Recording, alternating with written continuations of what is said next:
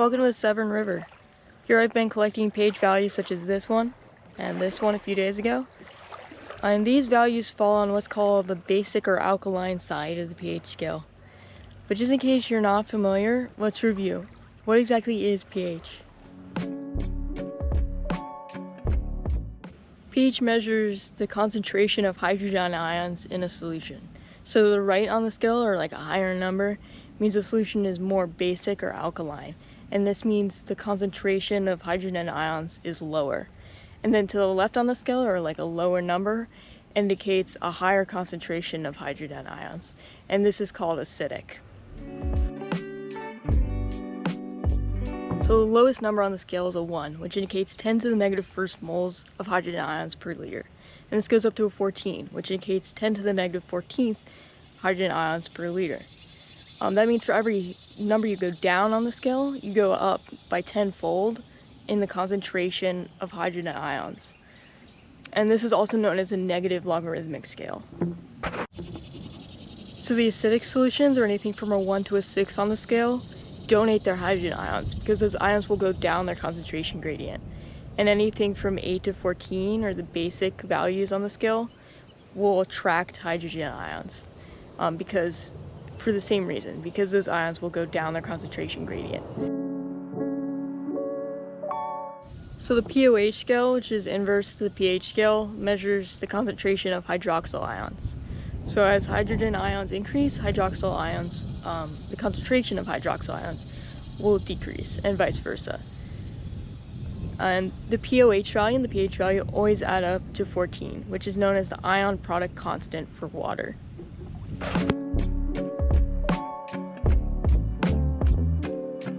To determine pH values like these, you can use kits, like testing kits, but you can also use a probe like this one I have from Vernier here. It's an electrode amplifier. Both are good options. Probes are a little more precise, but if you're curious to see how I do my testing, I'll be posting a video about that soon. But for now, let's just focus on results that I've gathered. My readings this summer range from 7 to 9, which falls in line with past data from this region.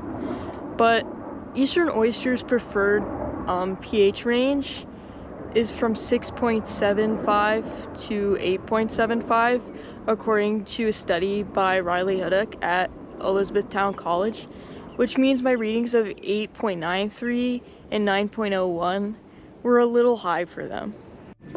This different study found that pH levels at 7.1 delayed and inhibited gametogenesis, although for oogenesis more than spermatogenesis. And it also mentioned that levels less than 7.4 impacted fertilization in the eastern oyster. And my findings have already come within 0.2 of that level.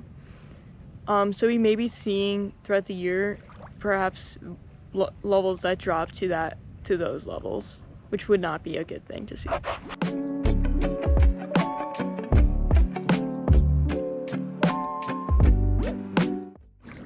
Interestingly, I have not found evidence comparing my data to existing data that ocean acidification is happening on the Severn, which is a good thing.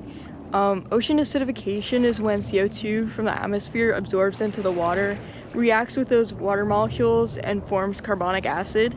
Carbonic acid easily dissociates and loses one of its hydrogen ions, which again will acidify the water. The ocean absorbs about 30% of the carbon dioxide in the atmosphere, leading to this acidification. And the acidification dissolves a molecule called calcium carbonate, which is essential for shell formation. And this is especially harmful to early stage larvae because their shells at that point are very, very thin. And this is in addition to inhibited gametogenesis and fertilization, as I mentioned earlier. Ocean acidification, although it has not yet had an impact on the Severn River, is currently affecting the Pacific Northwest and therefore Pacific oyster populations. Restoration efforts such as collecting old oyster shells from restaurants and putting them back in the water, like the Severn River Association does, for larvae to bond onto, is helpful, but the bigger problem of carbon dioxide emissions and our carbon footprint should also definitely be addressed. I hope you found this video informative. To keep up to date with my pH data and other water quality measurements, please visit my website, severnriverwaterquality.weebly.com. And this is also the second of 6 videos I'm making on water aspects of water quality. So please subscribe to stay up to date with that, if you would like. And as always, thank you to my mentors, Dr. Molly Lyons and Mr. Witzel, for their support and their guidance. What else was I gonna say?